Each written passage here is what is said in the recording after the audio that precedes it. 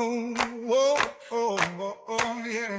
Whoa, oh, mm, cuando, oh, yeah.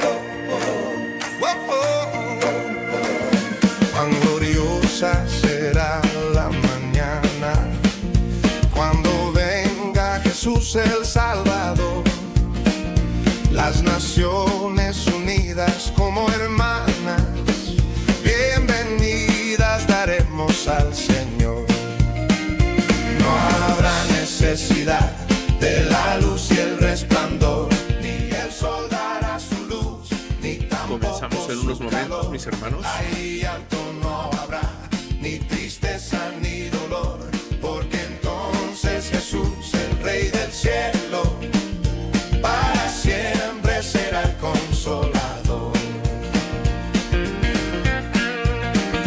Esperamos la mañana gloriosa para dar la bienvenida al Dios de amor, donde todo será color de rosa en la santa fragancia del Señor.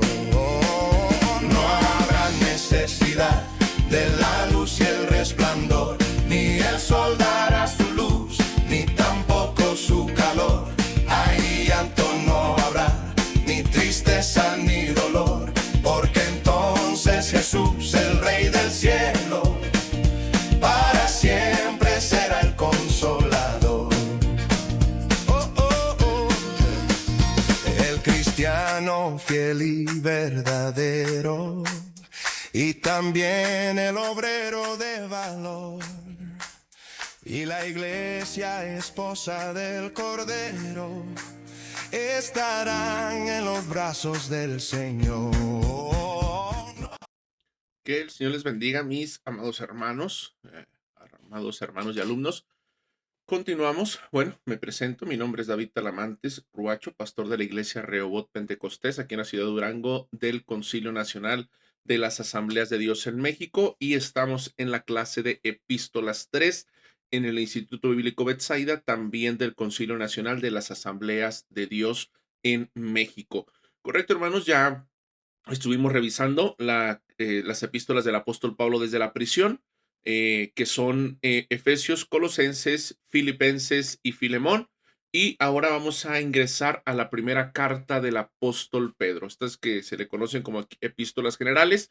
La dinámica, hermanos, va a ser la siguiente. Vamos a estar llevando las clases de manera diferida, de esta manera para que ustedes puedan ir haciendo sus apuntes y, bueno, tomando en cuenta que el día de hoy no hay clases, pues va a quedar la grabación para no quedarnos atrás y ustedes la pueden ver cuando tengan oportunidad. Igual mandando su asistencia y su portafolio de evidencias, su portafolio de avances de la clase, sus apuntes, hermanos, para que no quede como conocimiento vacío, sino que lo podamos llevar a la práctica.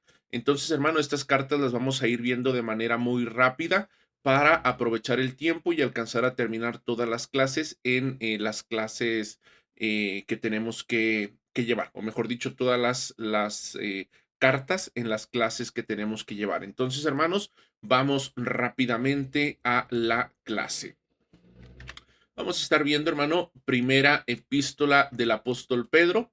Esta carta, junto con la carta de Santiago, se les conoce como las cartas de la esperanza o las cartas que combaten el sufrimiento. Esperanza viva y firmeza en un mundo hostil. Ese es el tema principal de la carta.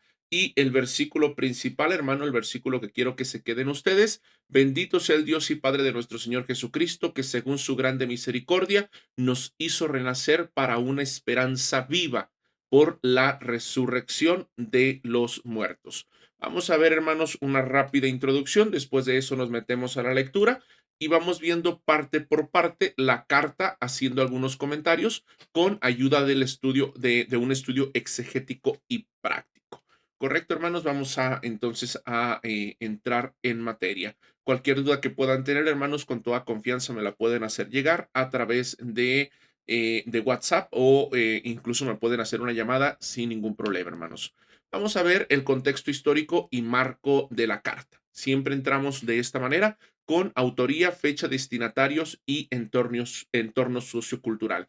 El autor de la carta se presenta a sí mismo como el apóstol Pedro, testigo ocular del ministerio y pasión de Cristo. Esto el apóstol Pablo lo menciona en el capítulo 1, versículo 1 y en el capítulo 5, versículo 1. A través de la historia de la iglesia, hermanos, nunca se ha tomado, se ha puesto en tela de juicio la autoría del apóstol Pedro, cosa que a lo mejor sí pasa con otras cartas o incluso con la segunda carta del apóstol Pedro, pero esta primera carta siempre se ha creído históricamente, o en la mayor parte del consenso histórico, es que sí fue el apóstol Pedro que estuvo en los padecimientos de Jesucristo. El lugar de la emisión está escrita desde Babilonia. Eso lo dice el apóstol Pablo en el capítulo 5, versículo 13. Dice que los saludan los miembros de la iglesia en Babilonia, un seudónimo o metáfora para Roma.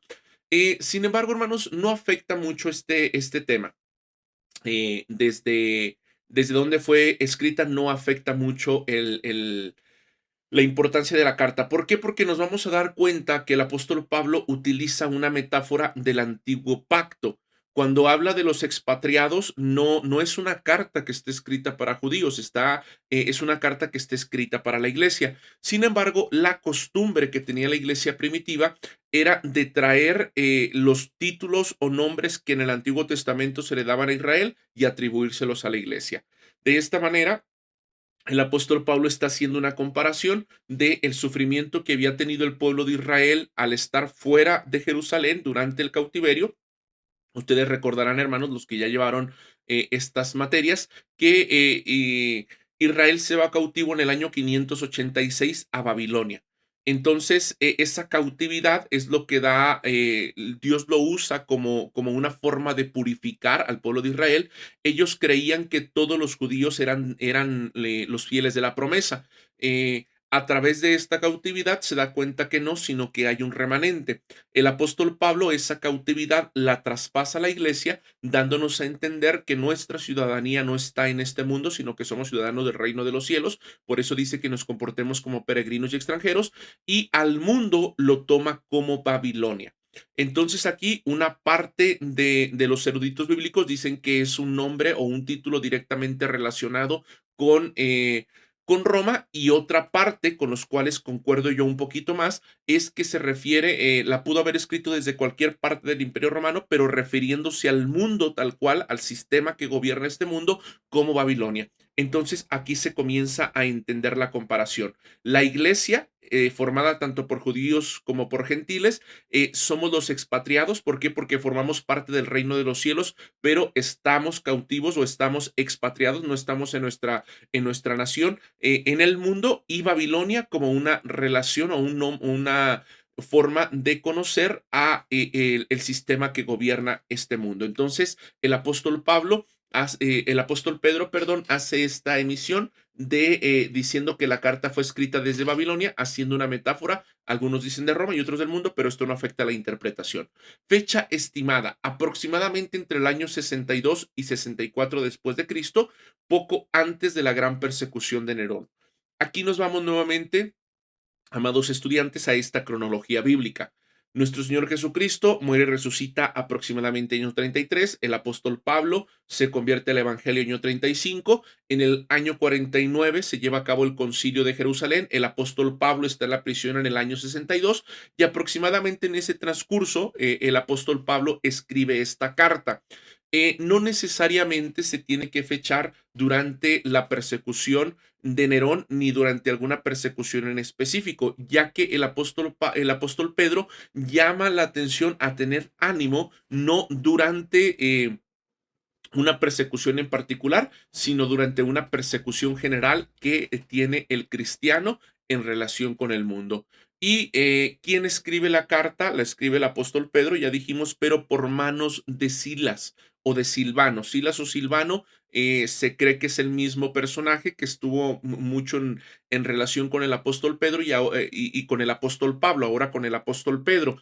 Y esto explica, hermanos, por qué muchos eruditos creen que el vocabulario, porque es un vocabulario muy profundo y muy culto, no encajaría con el vocabulario del apóstol Pedro. ¿Por qué? Porque siempre se ha creído que el apóstol Pedro era parte del vulgo. De hecho, así se les conoce en Hechos capítulo, bueno, en el libro de los Hechos, cuando se están predicando el apóstol Pedro y el apóstol Juan, se les minimiza diciendo que por qué hablan con tanta pasión si son gente del vulgo.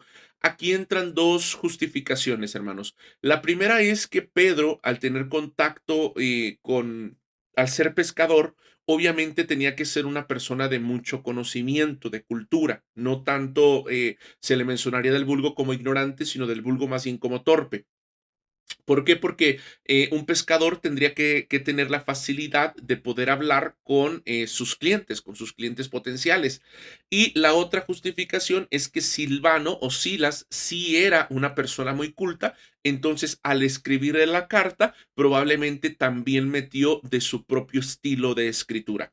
Cosa que, por ejemplo, cuando leemos el libro de los Hechos, aunque ciertamente nos relata lo que estaba pasando en la vida de Pablo o en la vida de Juan o en la vida de Pedro, el estilo es muy propio de Lucas, entonces realmente el escritor también pone de su cosecha en cuanto al estilo. Entonces se justificaría de estas dos maneras. Pedro no necesariamente tendría que haber sido un ignorante, ¿por qué? Porque tendría que haber tenido esa facilidad de comunicarse con sus clientes, y por otro lado, en caso de que se quisiera tomar como que sí era una persona pues bastante ignorante, se tendría que justificar mediante la realidad de que fue Silas o Silvano quien escribió la carta, las palabras de Pedro, pero con su propio estilo. Y los destinatarios y la situación, la ubicación, creyentes en Ponto, Galacia, Capadocia, Asia, Bitinia, esto es en Asia Menor o la actual Turquía, y se cree que al ser una carta general, es decir, una carta que se tenía que escribir o la tenían que leer todas las personas, este era el recorrido que iba a tener el cartero. Es decir, la persona que iba a entregar las cartas, esta iba a ser el camino, iba a ser el recorrido que iba a tener a cada una de estas iglesias, dejándole una copia.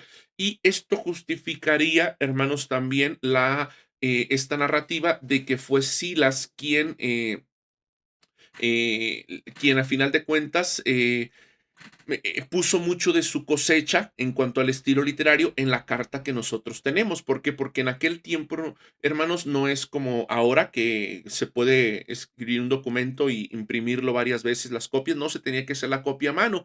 Entonces, probablemente en esas copias, la copia que más se fue empapando del estilo literario de Silas es la que nos llegó a nosotros y la que más se comenzó a distribuir. ¿Por qué? Porque pues obviamente al momento de distribuir una carta, era más llamativo distribuir una carta que tuviera un estilo un poquito más llamativo, ¿verdad? Entonces, de esta manera se justifica el que el lenguaje y la cultura no encaje completamente con Pedro. Identidad, calificados como extranjeros y peregrinos. Muchas veces se ha dicho que se refiere a el pueblo de Israel que estaba disperso, pero no, ya explicamos, ¿verdad? Que más bien el apóstol Pedro, perdón, ay, disculpen la confusión, pero es el apóstol Pedro. Si me he confundido anteriormente, pues una disculpa. El apóstol Pedro está haciendo esto que era muy tradicional de la iglesia primitiva, de aplicar los títulos que le pertenecían al pueblo de Israel a la iglesia. Entonces, por eso nos llama extranjeros y peregrinos. ¿Y cuál era el problema que tenía el grupo de destinatarios, es decir, los que iban a recibir la carta? Hostilidad social, difamación, marginación y presión para asimilarse a la cultura pagana.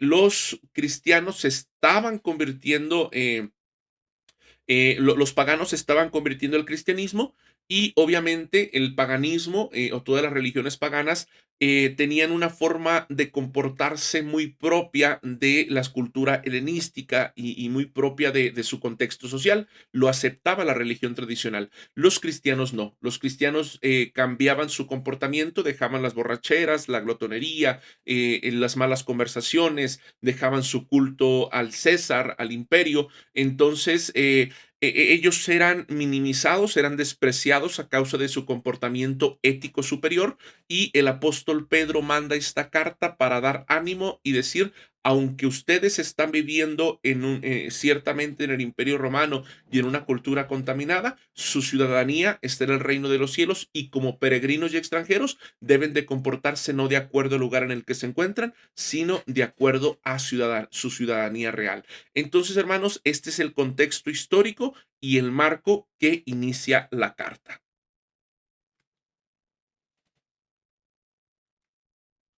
Continuamos, hermanos. Esta es la estructura que nosotros vamos a tomar para esta carta.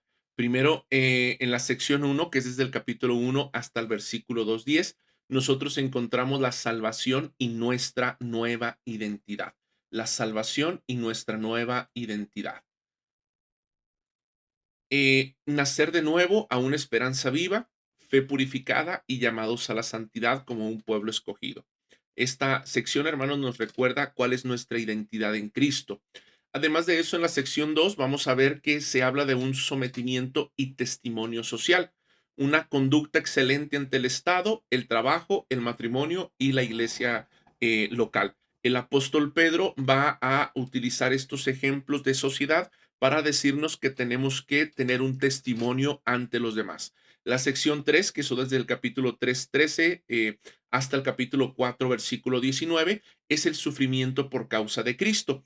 Responder con mansedumbre a armarse del pensamiento de Cristo y glorificar a Dios en la prueba. Esto es lo que el apóstol Pedro, va a invitar a hacer a sus lectores. Y la sección cuarta, que va desde el versículo 5, capítulo 5, versículo 1 hasta el 5:14, que es el final de la carta: liderazgo, humillación y resistencia, pastoreo voluntario, humildad mutua y firmeza contra el adversario. Entonces vamos a ver toda esta narrativa donde el apóstol Pedro nos invita a entender nuestra identidad. Ese entender nuestra identidad nos lleva a una correcta práctica y esto nos lleva a entender que nuestro sufrimiento estamos siendo partícipes con Cristo de la vida cristiana y al final pues ya da unas recomendaciones de liderazgo, humildad y resistencia. Vamos a entender, hermano, que la tesis del apóstol Pedro es que una correcta interpretación, un correcto conocimiento, un correcto creer nos lleva a un correcto vivir. ¿Cómo dijimos que se le conoce a esto? Ortodoxia y ortopraxis. Una correcta ortodoxia nos lleva a una correcta ortopraxis. Vamos a avanzar, hermanos.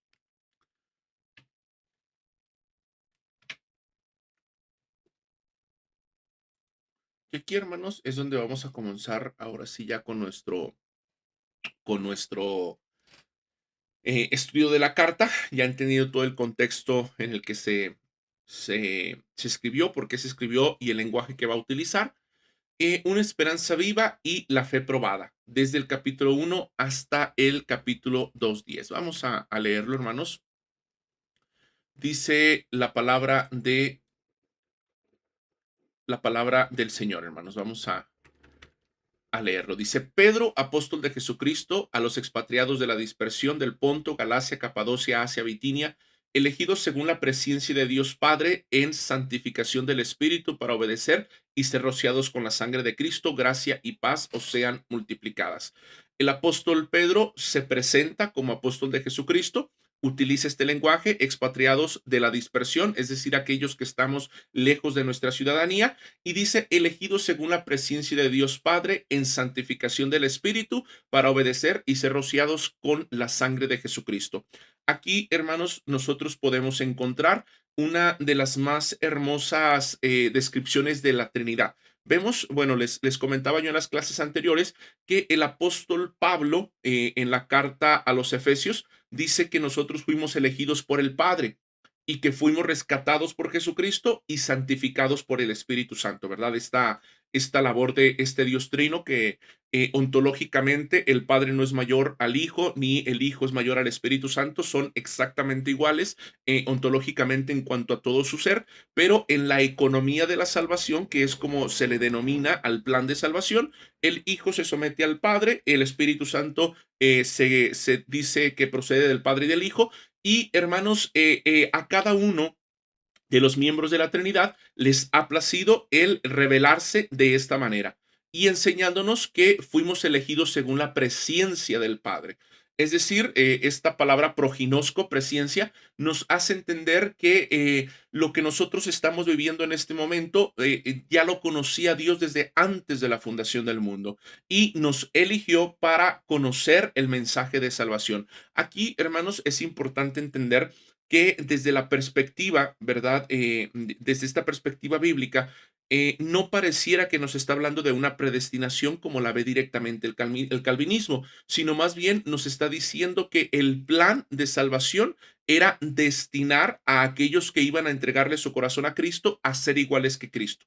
Es decir, esta renovación del espíritu. Y esto lo hace según la presciencia, es decir, conociendo cuál sería la respuesta de cada persona. Esto no le quita nada de la autoridad completa a Dios. ¿Por qué? Porque aunque Dios hubiera sabido cuál iba a ser la respuesta de cada ser humano al mensaje de salvación, aún así el hecho de que Él estableciera el plan de salvación y permitiera que el mensaje nos llegara es completamente de Él. Un ejemplo que yo pongo, estimados alumnos, a los miembros de la iglesia y también en algunas clases que me han invitado, les digo, es como por ejemplo con aquellos que tienen familiares en Estados Unidos que saben lo que les gusta a ustedes en México.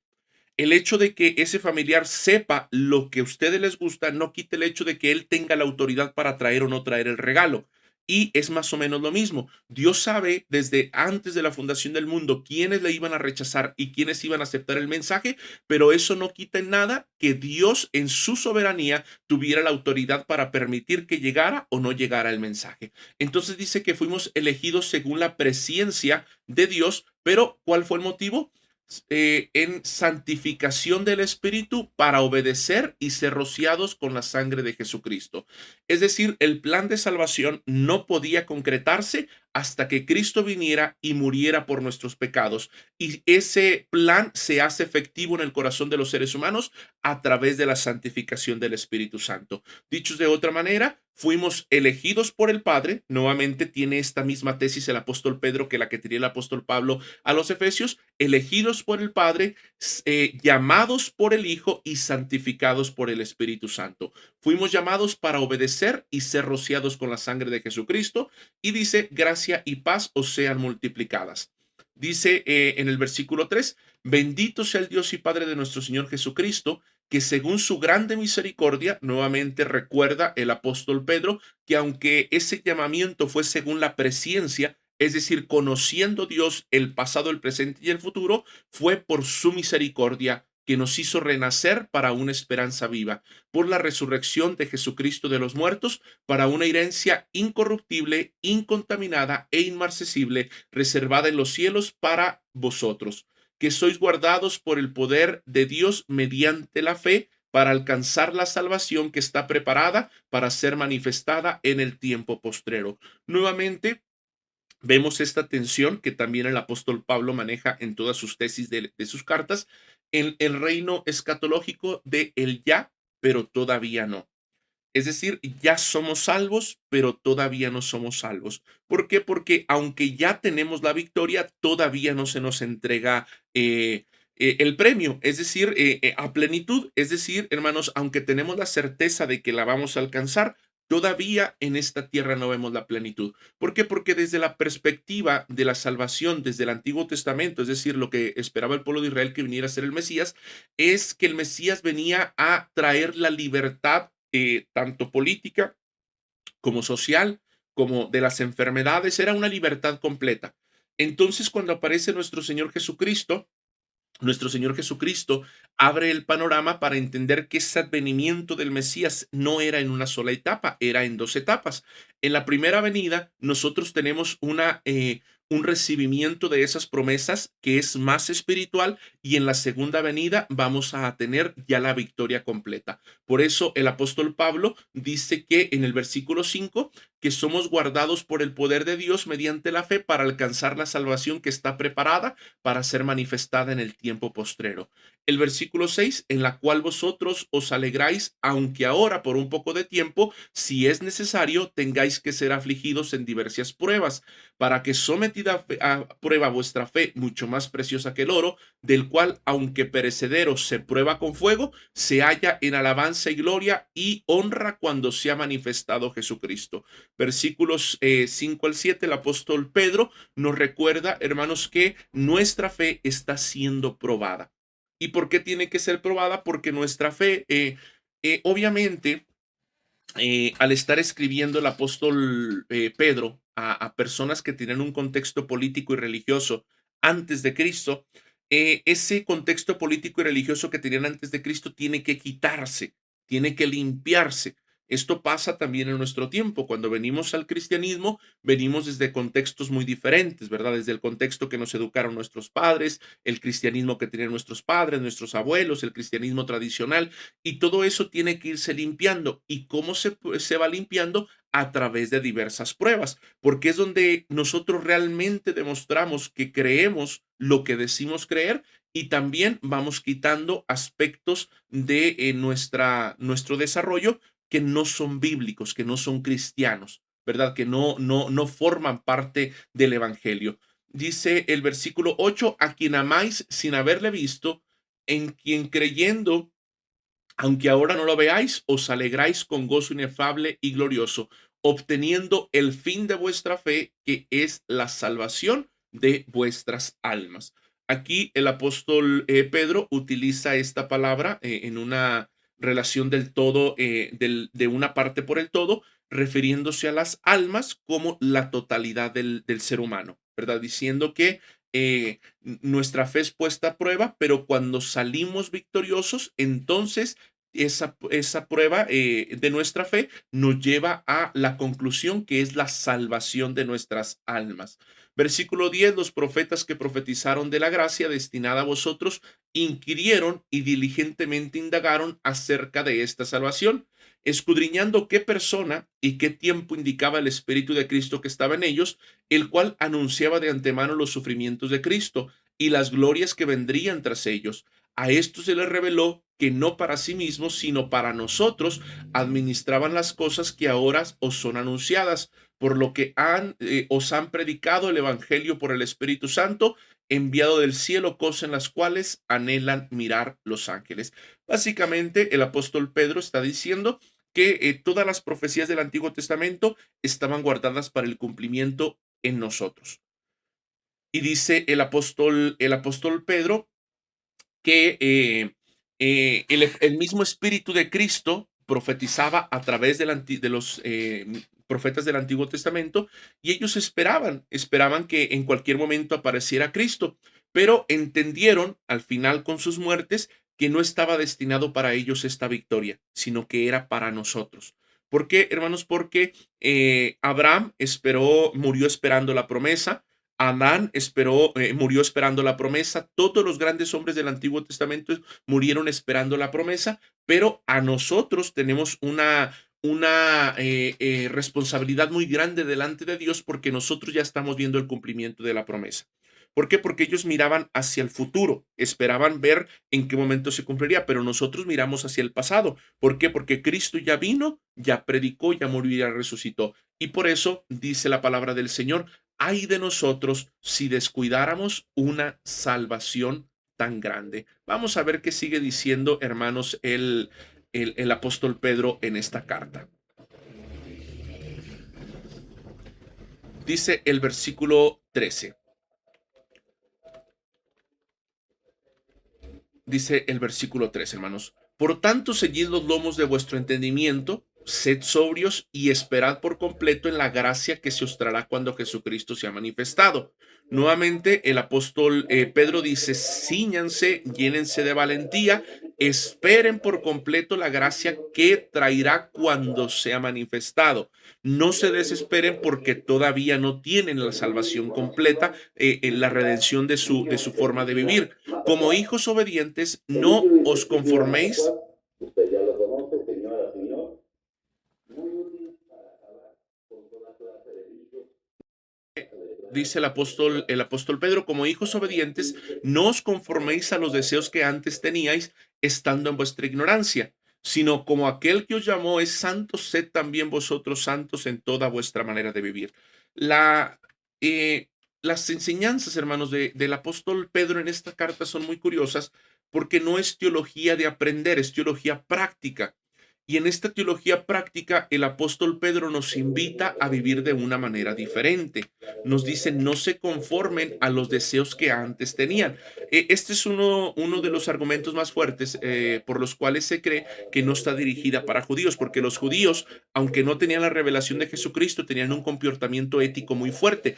Y ese comportamiento ético era tan llamativo que incluso les llamaba la atención a los gentiles. Por eso los gentiles muchas veces se convertían al judaísmo, que se les conocía como los piadosos de la puerta, porque les llamaba la atención el código ético que ellos tenían. Entonces, al decir el apóstol Pedro que los destinatarios vivían antes en sus pasiones desvergonzadas y que ahora tienen que cambiar, es un argumento fuerte para entender que no está escrito para la dispersión judía, sino para cristianos gentiles que estaban viviendo entendiendo que vivían como expatriados porque no estaban todavía en el reino de los cielos, sino que aquel que os llamó es santo, sed también vosotros santos en toda vuestra manera de vivir. Está hablando de una cristiandad práctica, porque escrito está, sed santos porque yo soy santo.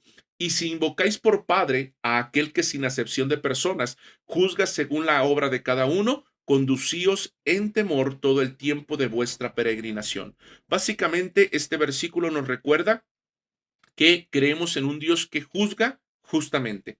Y como juzga justamente y la condenación para los que no aceptan el Evangelio es por las obras que ellos hacen y no solamente por su respuesta, es decir, no es solamente que se nieguen a creer en Cristo, sino que además de que, negarse a creer en Cristo, también viven como si no creyeran en Cristo. Entonces, si Dios los va a juzgar por eso, tenemos que vivir con temor y temblor porque Dios también puede juzgar a los creyentes a través de cuál es su respuesta en la vida práctica al Evangelio, sabiendo que fuiste rescatados de vuestra vana manera de vivir, la cual recibiste de vuestros padres, no con cosas corruptibles como oro o plata, sino con la sangre preciosa de Cristo, como de un cordero sin mancha y sin contaminación, ya destinado desde antes de la fundación del mundo, pero manifestado en los postreros tiempos por amor de vosotros, y mediante el cual creéis en Dios, quien lo resucitó de los muertos, y le ha dado gloria para que vuestra fe y esperanza sean en Dios. Aquí el apóstol Pedro recuerda a los lectores de la carta que Cristo humanamente sufrió, humanamente fue despreciado, humanamente tuvo que dar testimonio y fue hasta su muerte y resurrección que él recibe la gloria. Entonces dice el apóstol Pedro, les recuerda, eso mismo les está pasando a ustedes. En vida están siendo despreciados, en vida, obviamente, hermanos, el cambio de práctica de los cristianos del primer siglo debe haber sido muy impactante. ¿Por qué? Porque a través de su comportamiento diferente ya perdieron amistades, perdieron relaciones familiares, perdieron relaciones de trabajo, incluso, ¿por qué? Porque les recuerdo que, por ejemplo, era la carta a Filemón era una carta muy fuerte porque implicaba que al responder de cierta manera a recibir a un esclavo que lo había traicionado y que se había ido, a recibirlo como si nada hubiera pasado, iba a tener consecuencias incluso económicas porque ya no iba a tener contacto con a lo mejor personas que quisieran hacer negocio con él por la forma en que se había comportado. Eso mismo le estaba pasando a los cristianos en todo el mundo. Entonces, el apóstol Pedro les recuerda a estos cristianos de la dispersión, que somos cada uno de nosotros, les recuerda que tenemos que sufrir muchas veces en nuestra condición social de vida para poder tener la victoria, para poder ser partícipes de la victoria que tuvo nuestro Señor y Salvador Jesucristo. Dice el versículo 22, habiendo purificado vuestras almas por la obediencia a la verdad, mediante el Espíritu, para el amor fraternal no fingido.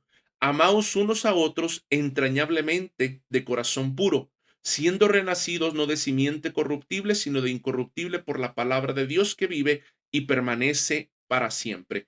Es muy interesante porque en esta teología práctica que está utilizando el apóstol Pedro, nos recuerda que fuimos rescatados y que fuimos purificados de nuestras almas, no solamente por haber creído, sino por la obediencia a la verdad.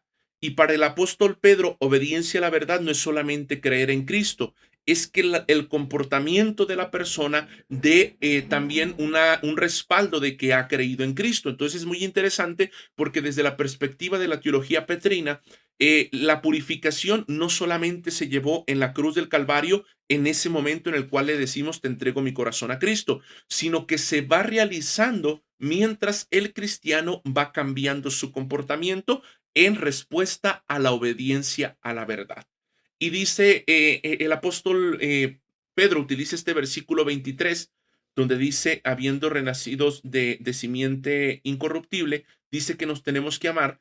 En este versículo 23, el apóstol Pedro nos está recordando que la forma de pensar del cristiano ya no se lleva a cabo de acuerdo a su relación con la gente del mundo, incluso aunque su relación con la gente del mundo sea una relación de familia, sino que ahora tenemos que comportarnos buscando el bien de nuestros hermanos cristianos. ¿Por qué? Porque fuimos renacidos no de simiente corruptible, sino de incorruptible. Es decir, al ser renacidos, formamos parte de la familia divina a través de ese nuevo nacimiento. Porque toda carne es como hierba, y toda gloria del hombre como flor de la hierba. La hierba se seca y la flor se cae, mas la palabra del Señor permanece para siempre.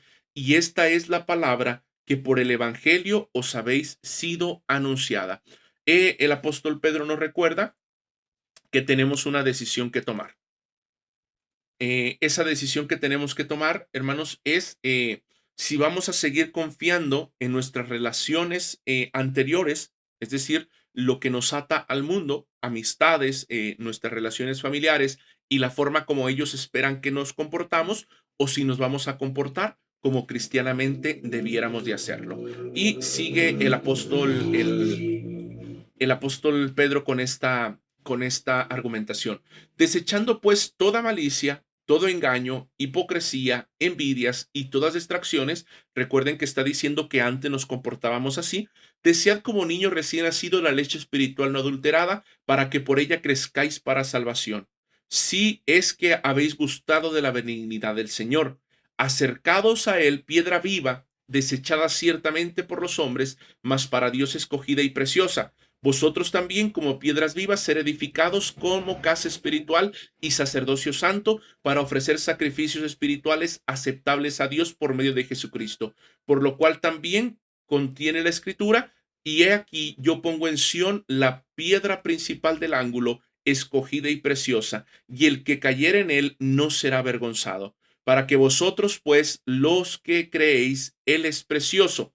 Pero para los que no creen, la piedra que los edificadores desecharon ha venido a ser cabeza del ángulo, y piedra de tropiezo y roca que hace caer, porque tropiezan en la palabra, siendo desobedientes, a lo cual fueron también destinados. Mas vosotros sois linaje escogido, real sacerdocio, nación santa, pueblo adquirido por Dios, para que anunciéis las virtudes de aquel que os llamó de las tinieblas a la luz admirable. Vosotros que en otro tiempo no erais pueblo, pero que ahora sois pueblo de Dios, que en otro tiempo no habéis alcanzado la misericordia, pero que ahora habéis alcanzado la misericordia.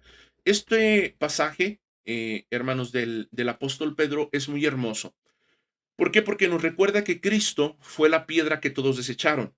¿Por qué la desecharon? Porque aunque era preciosa, para el mundo no lo era. ¿Por qué? Porque Cristo representaba un cambio de vida, un cambio de pensamiento, un cambio en las relaciones sociales, un cambio en las relaciones políticas, un cambio en las relaciones económicas. Y el mundo no estaba dispuesto a comenzar a crecer sobre esa piedra. Porque recordemos que el apóstol Pedro y el apóstol Pablo hacen una analogía a la construcción. Esa es la piedra principal y sobre esa piedra se va construyendo lo demás. Es decir, lo demás tiene que encajar en esa base y el mundo no lo quiso hacer. El apóstol Pedro nos recuerda que si queremos crecer en esa piedra, la tenemos que aceptar. Pero además de eso, el apóstol Pedro lleva la analogía a un paso más adelante que Pablo, porque nos dice que nosotros también somos parte de esas piedras. Nosotros como piedras vivas, es decir, como piedras orgánicas, vamos encajando en ese edificio que se va construyendo. ¿Y cómo encajamos? A través de que nuestro testimonio y nuestra vida, el apóstol Pedro tiene pura teología práctica, encajen en la forma en cómo debemos de vivir. Y dice, nos recuerda, en el versículo 9 y 10, nos recuerda por qué tenemos que encajar de esa manera. Porque cristiano no es el que hace algo. Cristiano no es el que se congrega, no es el que lee la Biblia. Cristiano es el que es algo. Cristiano no es algo que se hace. Cristianismo es algo que se es.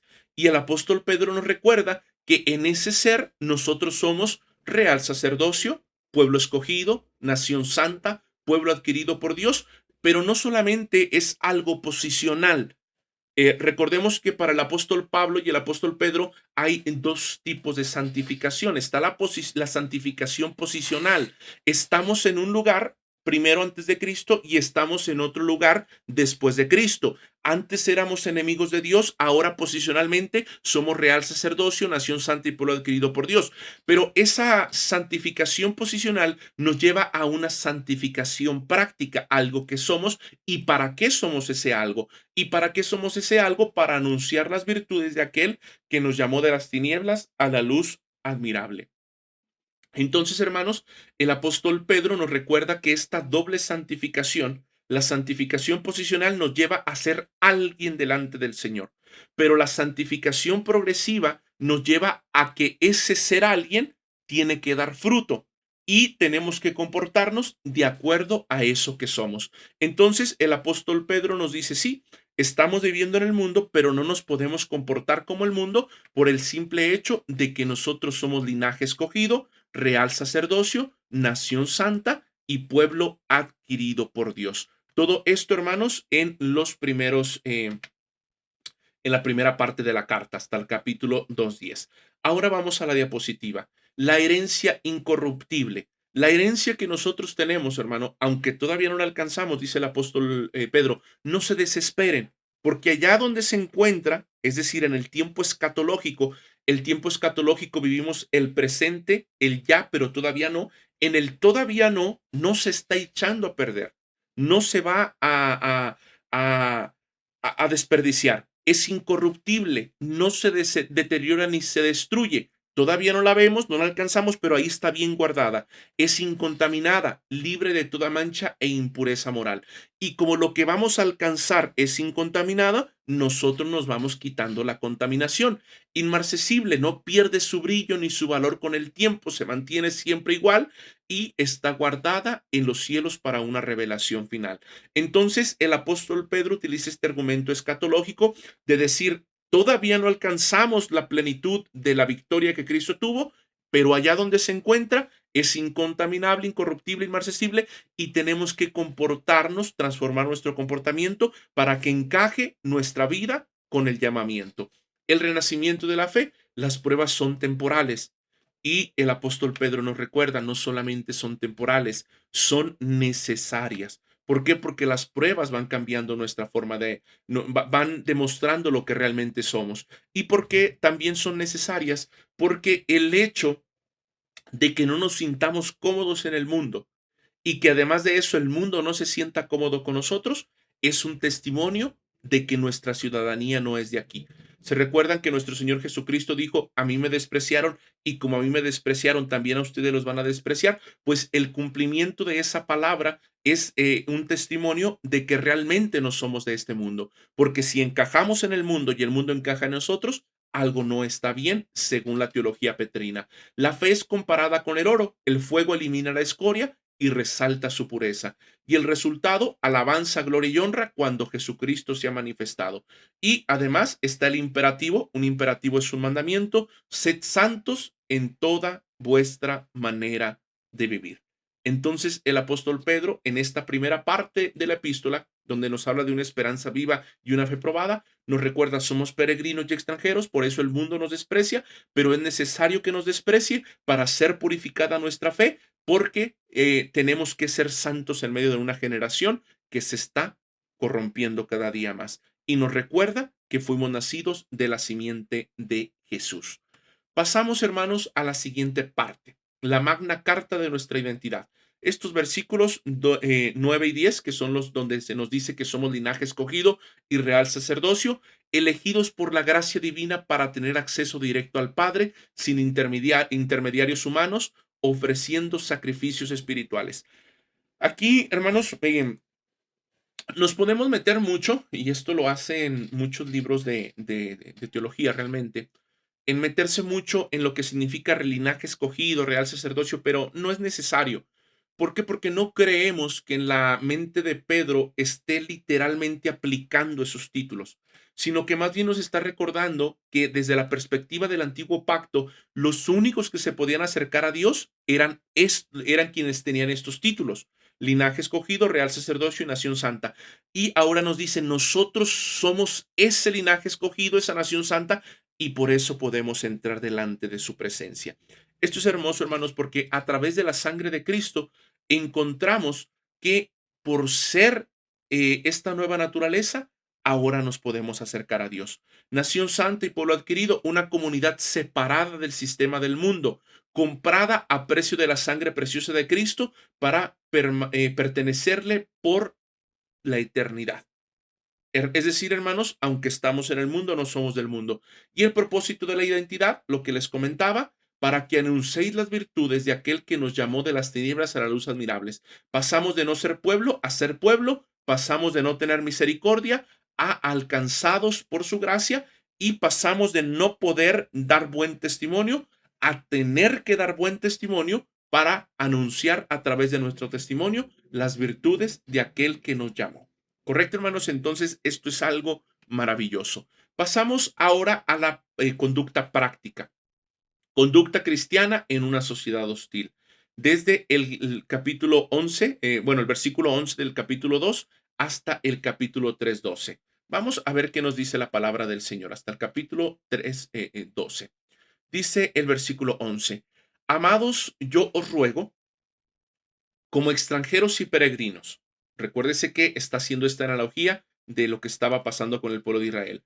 Que os abstengáis de los deseos carnales que batallan contra el alma, manteniendo vuestra manera de vivir entre los gentiles, para que en lo que murmuran de vosotros como de malhechores, glorifiquen a Dios en el día de la visitación, al considerar vuestras buenas obras.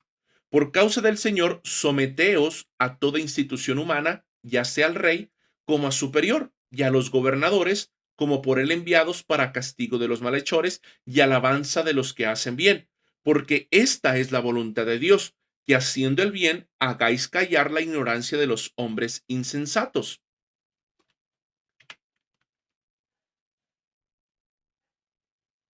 Versículo 16. Como libres, pero no como los que tienen la libertad como pretexto para hacer lo malo, sino como siervos de Dios, honrad a todos, amad a los hermanos, temed a Dios y honrad al rey. El apóstol Pedro aquí, hermanos, rompe algo muy curioso. Esto siempre me ha llamado mucho la atención, porque rompe la teología de los arrianos, de los testigos de Jehová. ¿Por qué? Porque el testigo de Jehová dice que no tiene que someterse al gobierno en sí, porque su ciudadanía no es de aquí, sino que es del reino de los cielos. El apóstol Pedro nos dice todo lo contrario.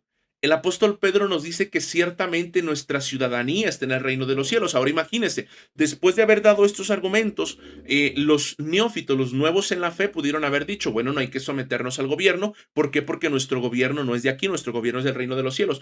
El apóstol Pedro rompe con ese pensamiento y dice, no, tenemos que someternos, porque aunque no somos todavía, no somos de este mundo, nuestra ciudadanía está en el cielo, todavía estamos en este mundo. Y tenemos que reconocer que las autoridades son puestas por Dios. Entonces, hermanos, es la invitación que nos hace. Ahora, no podemos extraer nosotros un principio tal cual está escrito y traerlo a nuestro tiempo. ¿Por qué, hermanos? Porque realmente en el tiempo en el que vivía el apóstol Pedro era una monarquía, es decir, no había elecciones, no había una participación ciudadana como la tenemos nosotros.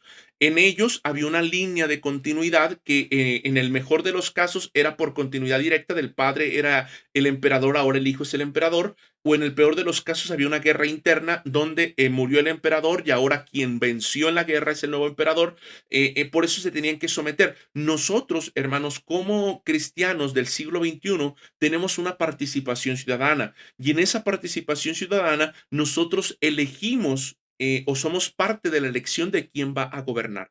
Por eso el cristiano tiene que participar de su responsabilidad en las votaciones y su responsabilidad en cuanto a la participación en el sistema de gobierno. ¿Por qué? Porque nosotros tenemos el privilegio de poner al frente a alguien que pueda defender o que encaje un poquito mejor en los valores cristianos. Y por eso, hermanos, es que este versículo nos recuerda, tenemos que someternos, pero también al mismo tiempo tenemos que participar. Y esto es algo hermanos, que muchas veces es dejado de lado.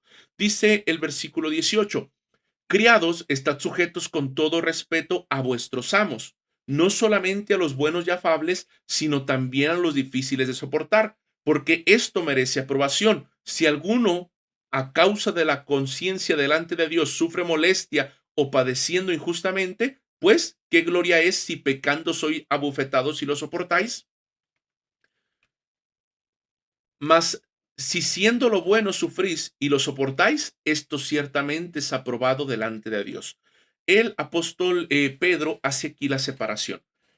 Siempre llama la atención, y lo decíamos en la carta a Filemón, llama la atención porque el cristianismo no vino a abolir la esclavitud, el cristianismo vino a tener un cambio social, un cambio desde adentro. Y dice, si tu amo a causa de tu fe te trata mal, sopórtalo. No lo dejes, sopórtalo. ¿Por qué? Porque el comportamiento del esclavo podía traer al amo también al conocimiento del Señor. Lo va a decir el apóstol Pedro, perdón, un poquito más adelante. Pero me llama mucho la atención, hermano, porque no, dice, no confundan, dice el apóstol Pedro. Puede ser que ustedes los critiquen correctamente por hacer el mal, pero ustedes tienen que soportarlo si lo hacen por hacer el bien. ¿Por qué, hermanos? Porque el hecho de que por ejemplo, esto era muy curioso y era muy usado como argumento para el sufrimiento cristiano anteriormente, donde decían, es que mi patrón me quiere correr por ser cristiano. Entonces analizamos nuestra vida. ¿Soy un buen empleado? ¿Llego a tiempo? ¿Cumplo con mis responsabilidades? ¿Cumplo con mi trabajo? ¿Soy bueno con mis compañeros? ¿Soy bueno con mi patrón? Si puedo responder sí a todo esto que es éticamente correcto, entonces sí puede ser que el patrón a lo mejor tenga algo conmigo por ser cristiano. Pero si soy un mal empleado y yo trato de justificar las represalias que toma de carácter el patrón contra mí por ser cristiano, dice el apóstol Pedro, entonces no aplica de esta manera. ¿Por qué? Porque solamente aplica el sufrimiento como parte de nuestro crecimiento cristiano si ese sufrimiento es por nuestra fe, no por cualquier cosa. Y esto lo tomo en alguna ocasión, el testimonio lo puede tomar usted para bien o para mal, pero es algo que sucedió. Una vez yo salí a entregar folletos, salí a evangelizar. En esta ocasión lo hice yo solo. Y me recuerdo que fui a tocar la puerta de una persona que abrió la puerta. Ya anteriormente, cuando había ido con la iglesia, algunos miembros de la iglesia los había tratado mal y yo les había dicho, bueno, pues déjenlo, vamos a seguir avanzando. Pero en esa ocasión que fui yo solo, también me quiso tratar mal. Y dentro de lo que él me decía, a ustedes me caen muy gordos, me dijo, los cristianos, porque no les gusta trabajar, porque ustedes quieren todo gratis. Entonces, yo me quedé serio, le seguí, le dije, mire, pues de todas formas, aunque le caigamos gordos y en algún momento, y me dijo, es que tú no entiendes, ¿verdad?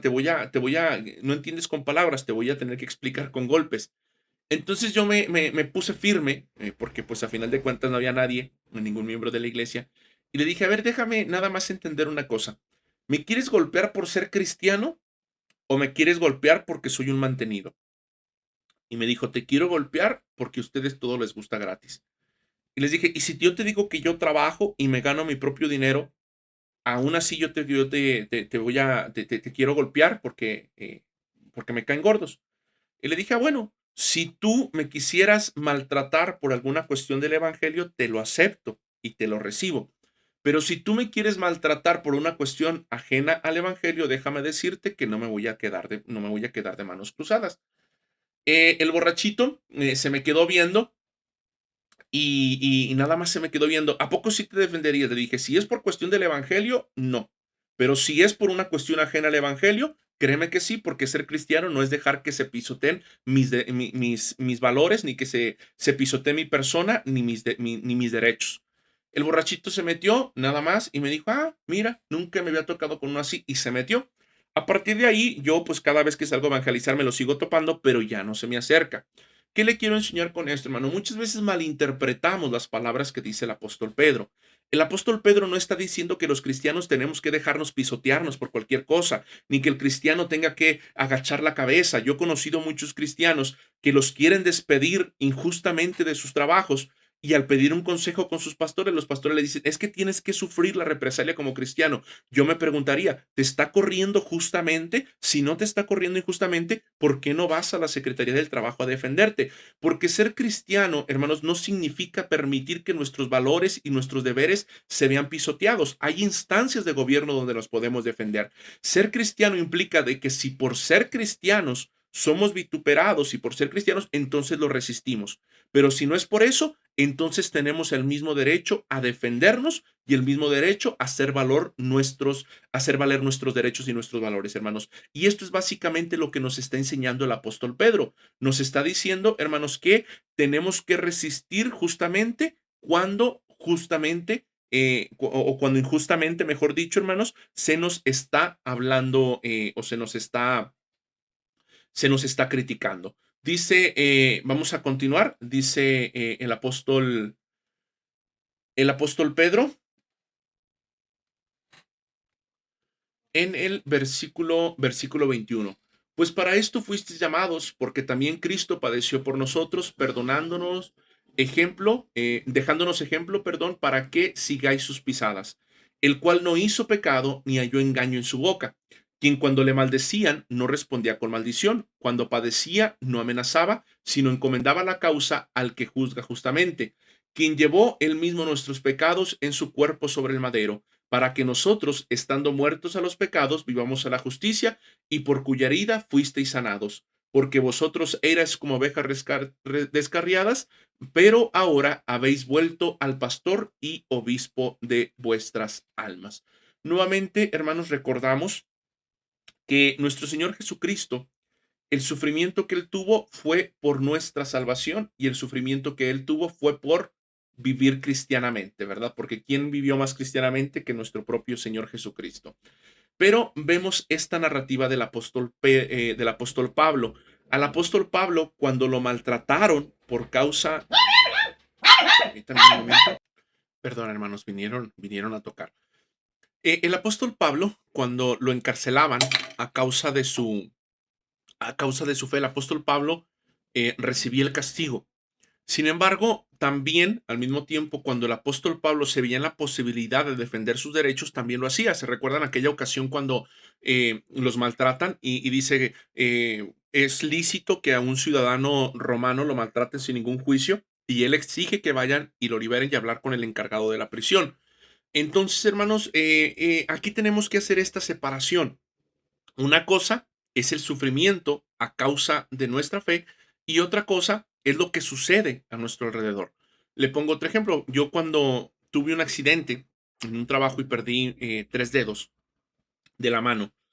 Y yo me recuerdo que en aquel entonces yo pues me acababa de reconciliar con el Señor. Fui y me asesoré con un abogado para pues meter una demanda y porque a final de cuentas fue un accidente laboral. Y pidiendo algunos consejos, algunas personas, incluso ministros del Evangelio, me dijeron, no, es que tú tienes que comportarte cristianamente, tienes que sufrir el agravio. Yo dentro de mí pensaba, pero esto no es un agravio por la fe, esto es algo que pues pasa, ¿no? Eh, pero pues como era un poco inmaduro, estaba comenzando mis estudios académicos, mis estudios teológicos, así lo dejé pasar. Actualmente, hermanos, ya con la madurez que ya tengo, la madurez de poder diferenciar esto que nos enseña el apóstol Pedro, entiendo que una cosa es el sufrimiento por la fe y comportarte cristianamente y otra cosa son las cuestiones a las que tú tienes derecho como ciudadano. Entonces, cristianismo no es sinónimo de dejarte pisotear por todos. Cuando es por cuestiones de fe, lo soportamos, pero cuando no es por cuestiones de fe, tenemos el mismo derecho que la gente del mundo a poder defendernos. Y a esto es a lo que se refiere, hermanos, el apóstol Pablo y nuestro Señor Jesucristo también, cuando dice, cuando hay algún problema en la iglesia, algún problema con miembros de la iglesia, el apóstol Pablo se lo dice a los corintios y nuestro Señor Jesucristo lo dice creo que en el capítulo 5 de Mateo, dice, busquen solucionarlo dentro de la iglesia. Y si el problema no se soluciona cristianamente, donde el ofendido es cristiano y el ofensor es cristiano, dice, entonces ten al ofensor como publicano y como gentil.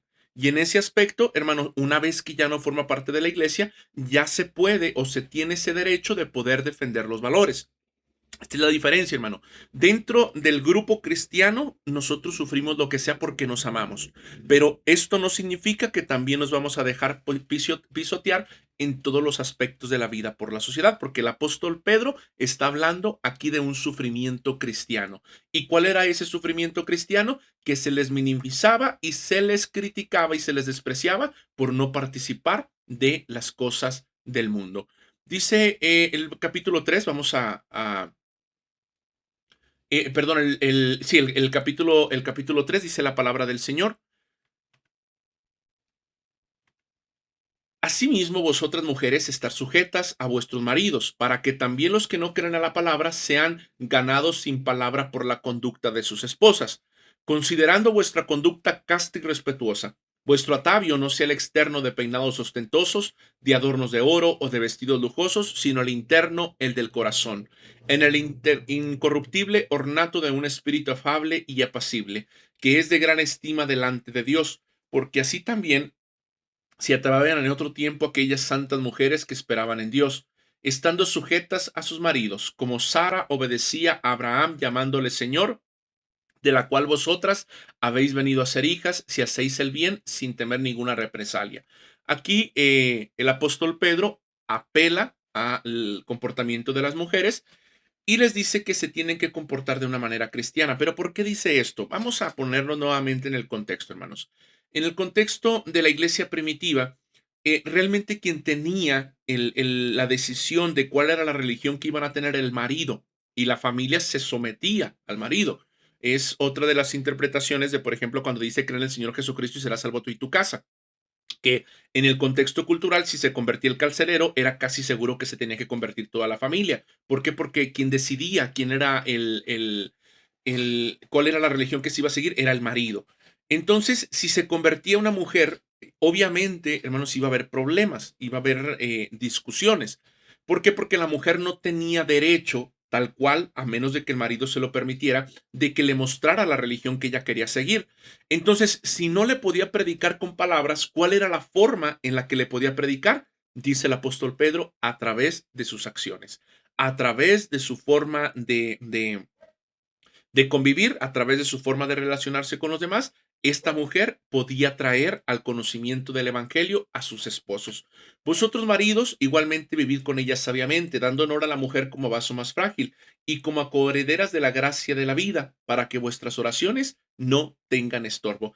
Y este es un argumento, hermanos, que utiliza nuestro Señor Jesucristo y que también utiliza el apóstol Pablo, este argumento petrino. Y es que cuando nuestro comportamiento no es un comportamiento cristiano y no nos sometemos a la voluntad del Señor, nuestras oraciones parecieran tener estorbo. Nuestro Señor Jesucristo dice, si estás a punto de ofrecer el sacrificio y te acuerdas que tienes un problema contra tu hermano, sal corriendo y arréglate con él. Si hay un problema entre los dos, arréglate con él. ¿Por qué? Porque si no, tu oración no es, tu sacrificio no es más importante que la relación humana. Y de la misma manera, el apóstol Pedro nos enseña que hay cuestiones que pueden estorbar las oraciones. Y estas cuestiones que estorban las oraciones son las relaciones humanas.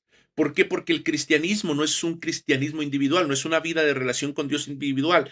Eso es algo que se está metiendo actualmente, que es un engaño. No, no, no. El cristianismo es social, el cristianismo es organizativo, el cristianismo no se puede ser cristiano sin formar parte de una comunidad de cristianos, porque toda la teología petrina en esta carta es nuestro comportamiento en relación a los demás miembros de la iglesia y los miembros de la sociedad. Dice que tenemos que cuidar a nuestras mujeres, a nuestras esposas, para que nuestras oraciones no tengan estorbo. Finalmente, sed todos de un mismo sentir, compasivos, amados fraternalmente, misericordiosos, amigables, no devolviendo mal por mal, ni maldición por maldición, sino por el contrario bendiciendo, sabiendo que fuisteis llamados para que heredaseis bendición, porque el que quiere amar la vida y ver días buenos, refrene su lengua del mal y sus labios no hablen engaño. Apártense del mal y hagan el bien, busquen la paz y síganla, porque los ojos del Señor están sobre los justos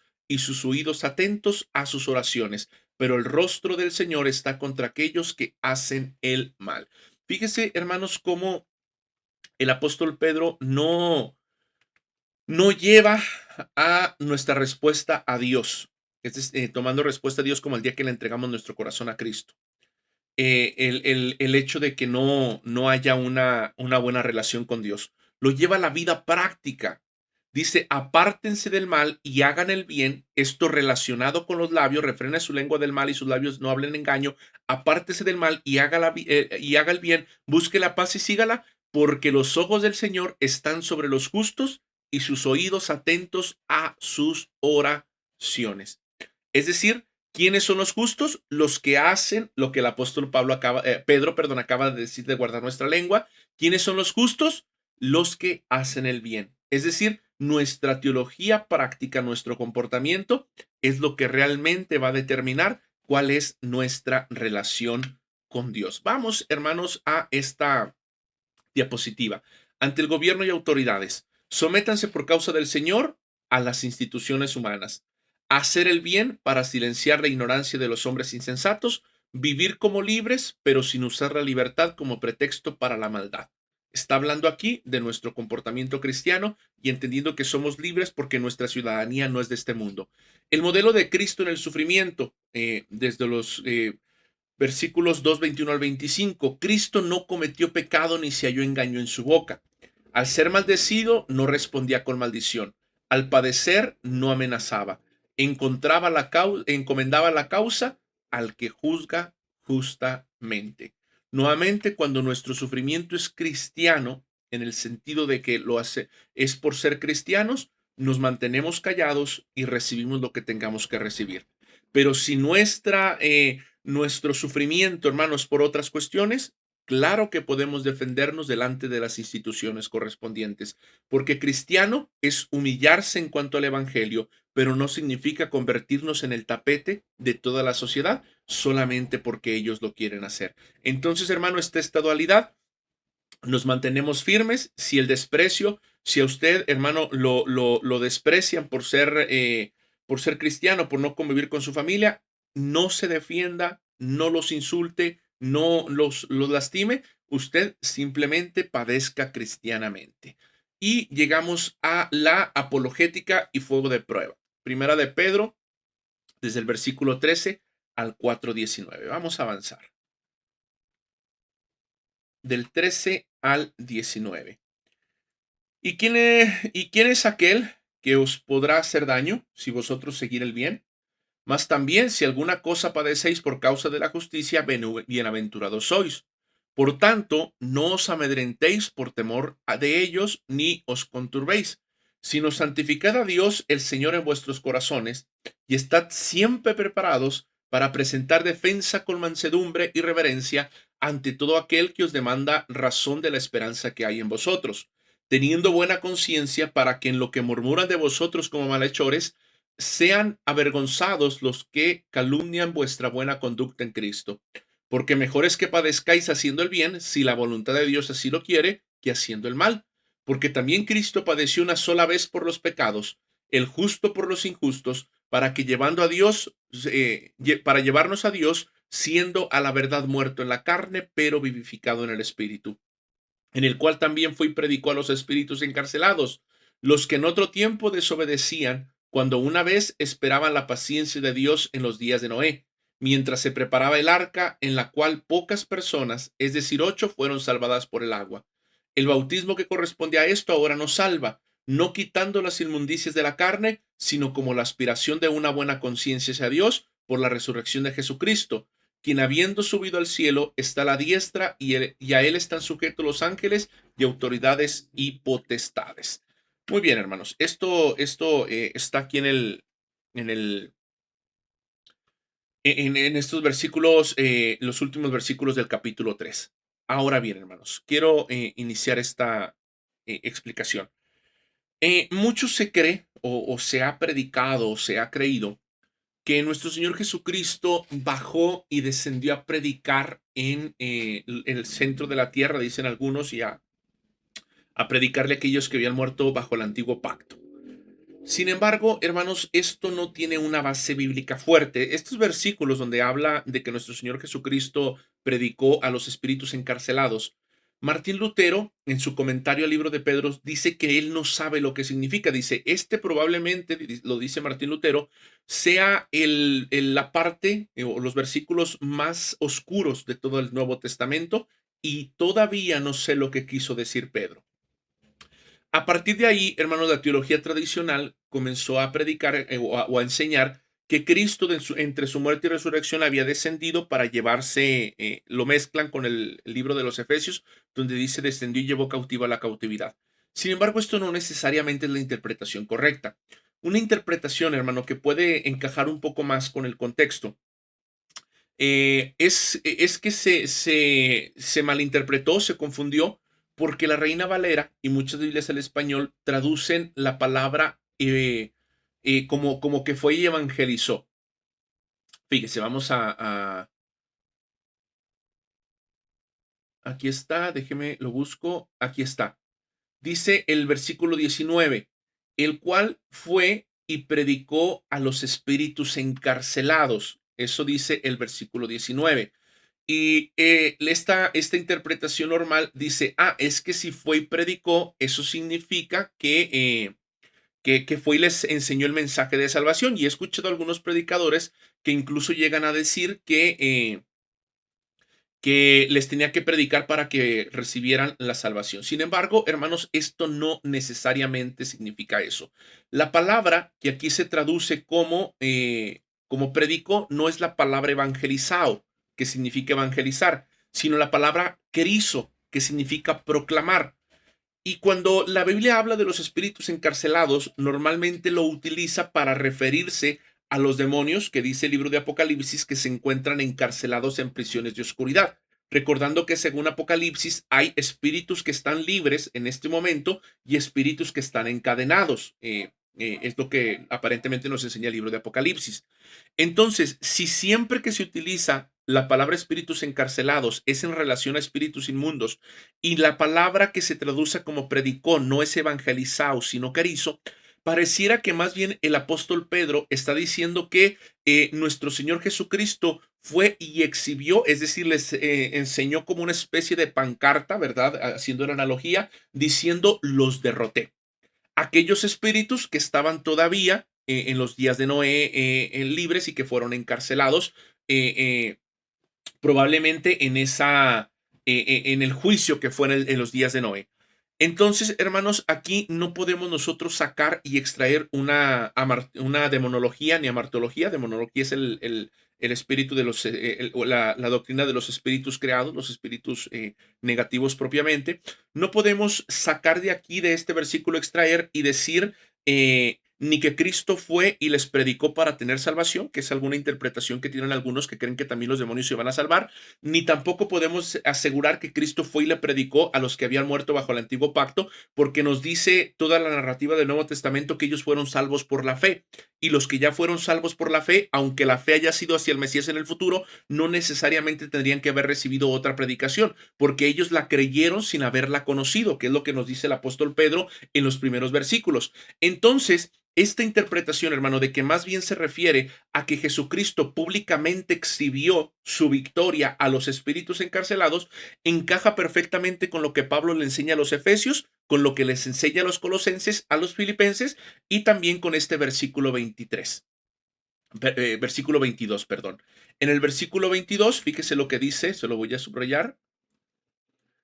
quien habiendo subido al cielo está a la diestra de Dios, y a él están sujetos ángeles, autoridades y potestades. El apóstol, el argumento, hermanos, que está haciendo el apóstol Pedro, aparentemente no es un argumento para decir que Cristo fue y les predicó, y que a raíz de ahí nosotros podamos inferir estas dos alternativas anteriores, sino que más bien está reconociendo que tenemos que tener esperanza, hermanos, en la victoria final, en la victoria de Cristo.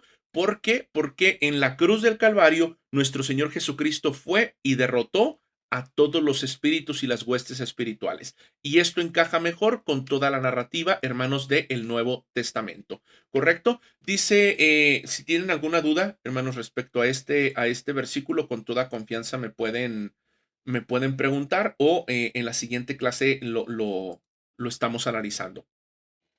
Puesto que Cristo padeció por nosotros en la carne, dice el capítulo 4, vosotros también armaos del mismo pensamiento, pues quien ha padecido en la carne terminó con el pecado, para no vivir el tiempo que resta en la carne conforme a las concupiscencias de los hombres, sino conforme a la voluntad de Dios. Baste ya el tiempo pasado para haber hecho lo que agrada a los gentiles, andando en lascivias, concupiscencias, embriaguencias, orgías, disipaciones y abominables idolatrías. A estos les parece cosa extraña que vosotros no corráis con ellos en el mismo desenfreno de disolución y os ultrajan. Pero ellos darán cuenta al que está preparado para juzgar a los vivos y a los muertos. Porque por esto también ha sido predicado el Evangelio de los muertos, para que sean juzgados en la carne según los hombres, pero vivificados en el Espíritu. Me detengo un poco, hermanos, porque este argumento va de la mano con el argumento anterior. Se ha dicho también, hermano, porque pareciera encajar desde aquella perspectiva de que Cristo fue y le predicó a los que estaban en el seno de Abraham, pareciera que ellos toman los espíritus encarcelados como aquellos que estaban en el seno de Abraham. Pareciera encajar también con este versículo donde dice que se ha predicado este evangelio a los muertos. Sin embargo, también encaja en la otra interpretación. Y en la otra interpretación, hermano, nosotros podríamos decir que el apóstol Pedro está haciendo referencia a los cristianos que ya partieron con el Señor. Se recuerdan que a la iglesia de Tesalónica, al apóstol Pablo le escribe y le pregunta, oye, ¿qué va a pasar con los que ya murieron? Y el apóstol Pablo le responde, no tengan miedo. ¿Por qué? Porque cuando Cristo venga, aquellos que ya murieron también van a resucitar y vamos a estar con ellos para siempre con el Señor. Es decir, en la iglesia primitiva había una preocupación por qué iba a pasar con los muertos, porque la iglesia primitiva esperaba el retorno de Cristo. Y creían que los que estuvieran con vida iban a gustar de ese restablecimiento del reino, que le preguntan también los apóstoles a Jesucristo en los primeros versículos del capítulo del libro de los Hechos, cuando le dice, restaurarás el reino de Israel en este tiempo. Entonces había esa duda, ¿qué iba a pasar con los cristianos que estaban muriendo? El apóstol Pedro pareciera utilizar este versículo 6 diciendo, también les ha sido predicado el evangelio de los muertos para que sean juzgados en la carne según los hombres, pero vivan según el Espíritu, para decir, ellos murieron, en la carne fueron menospreciados, pero al igual que nosotros que somos menospreciados en la carne, también vamos a ser vivificados en el Espíritu. Entonces encajaría mejor, hermanos, esta narrativa que tiene el apóstol o esta interpretación que estoy compartiendo con ustedes, de que se refiere son dos temas diferentes. Arriba se refiere a que Cristo públicamente fue y les presentó, he vencido a los espíritus encarcelados, para decir, no le tengan miedo a eso, no le tengan miedo a ese juicio. Y en este versículo 6 del capítulo 4 está reconociendo que se les predicó a los muertos, es decir, a los miembros de la iglesia que ya partieron, el mismo evangelio. Versículo 7, mas el fin de todas las cosas se acerca.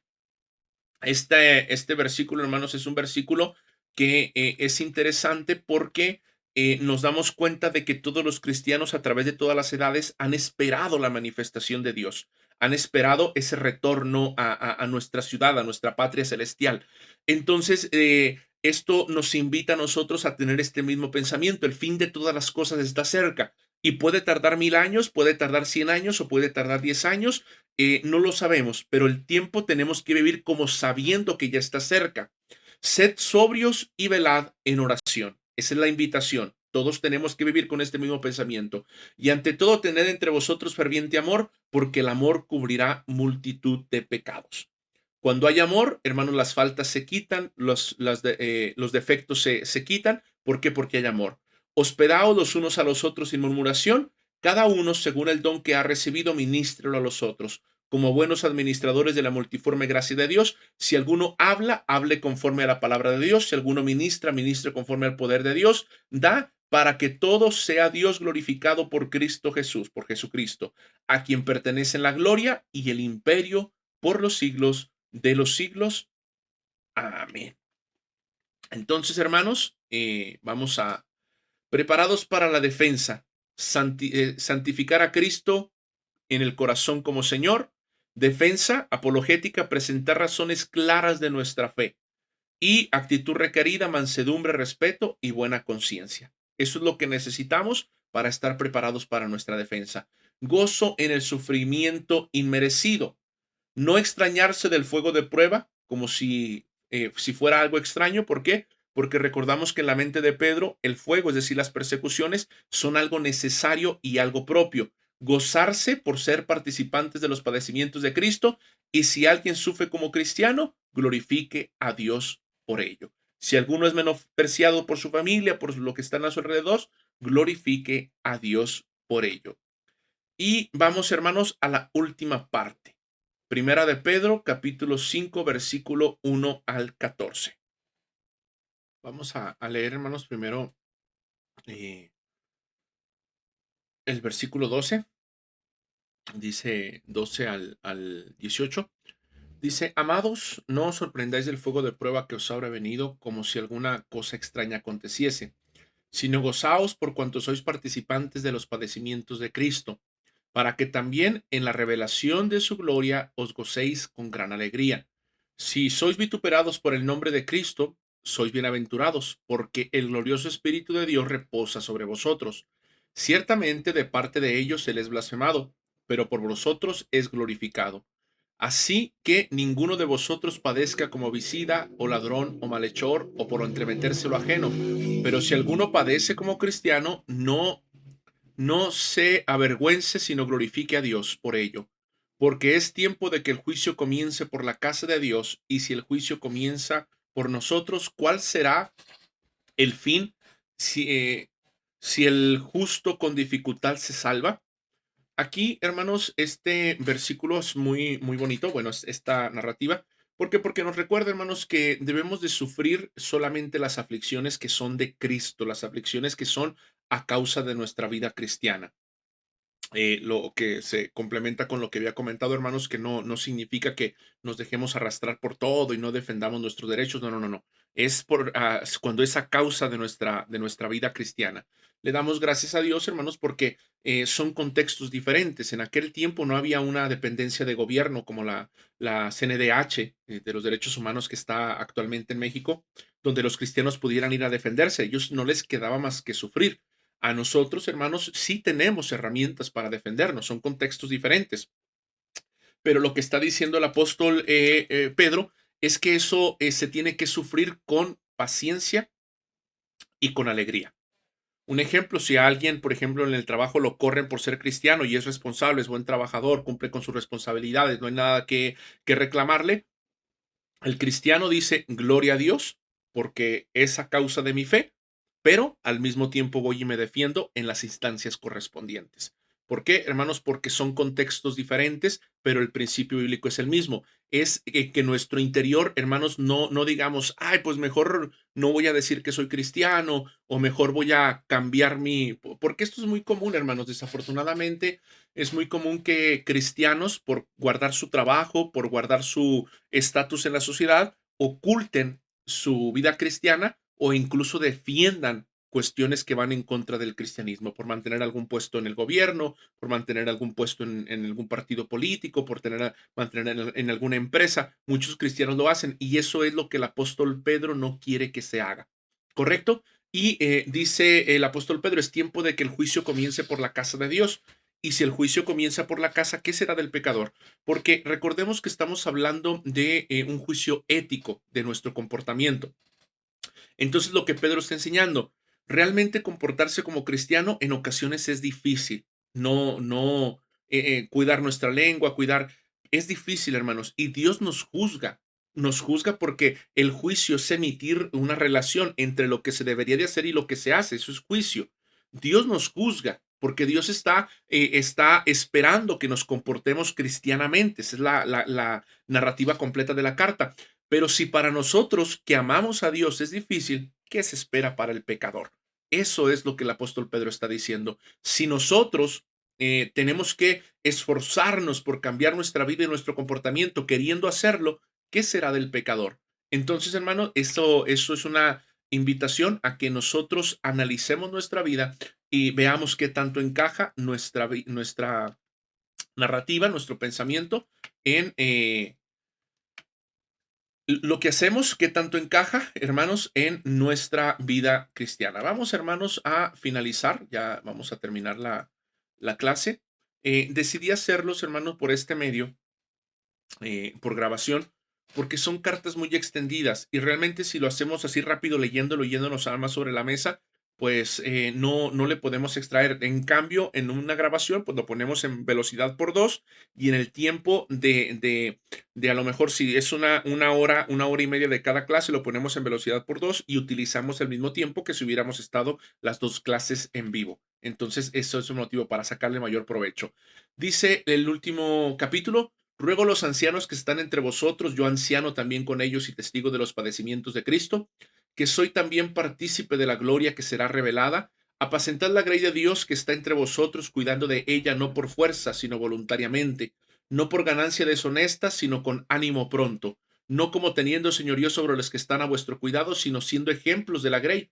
Y cuando aparezca el príncipe de los pastores, vosotros recibiréis la corona incorruptible de gloria. Igualmente, jóvenes, estad sujetos a los ancianos y todos sumisos unos a otros, revestidos de humildad, porque Dios resiste a los soberbios y da gracia a los humildes.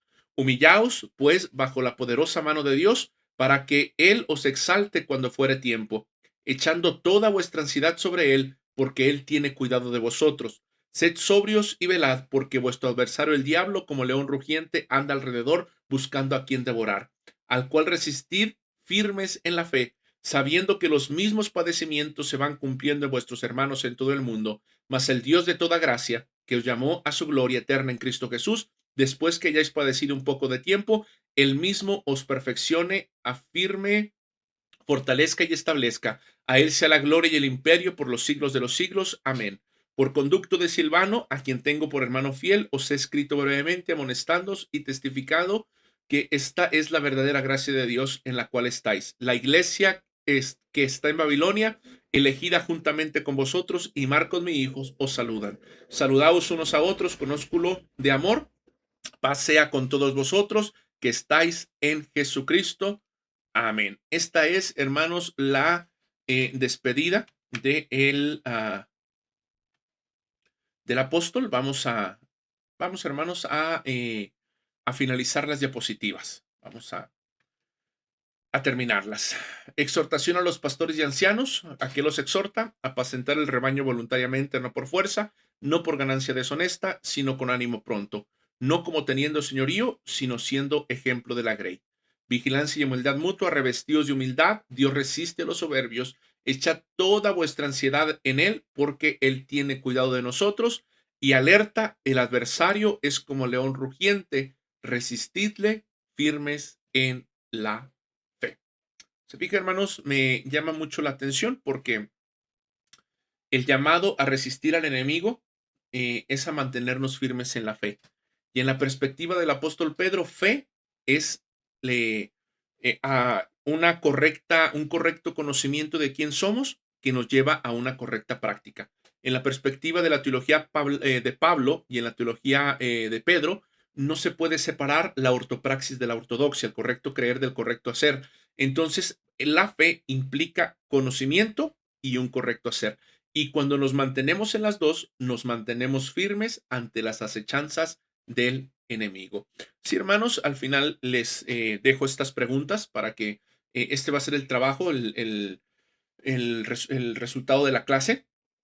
Pregunta 1: ¿en qué áreas de tu vida cotidiana te resulta más difícil actuar como extranjero y peregrino sin conformarte al entorno. Pregunta 2. ¿De qué manera practica el saber que tu fe está siendo refinada como el oro cambia tu perspectiva ante las pruebas actuales? ¿De qué manera práctica? Pregunta número 3. ¿Cómo podemos explicar nuestra esperanza cristiana con mansedumbre y respeto en conversaciones difíciles con no creyentes? Es decir, aquí, hermanos, si por ejemplo estuviéramos platicando con alguna proaborto, alguna mujer o algún hombre proaborto, ¿cómo defendemos nuestra fe? ¿Y qué cargas o ansiedades necesitas depositar hoy en Dios confiando en que Él cuida de ti? Estas son las preguntas, hermanos. Que el Señor les bendiga. Les mando un muy fuerte abrazo y voy a estar subiendo las clases para poderle sacar mayor provecho, porque de otra manera sería prácticamente nada más leerlas y esto no, pues no es de mucha edificación. Que el Señor les bendiga y que se gocen, hermanos, en la presencia del Señor en estos servicios que van a tener durante el fin de semana. Trompeta suene en aquel día final y que el alba eterna rompa en claridad. Cuando las naciones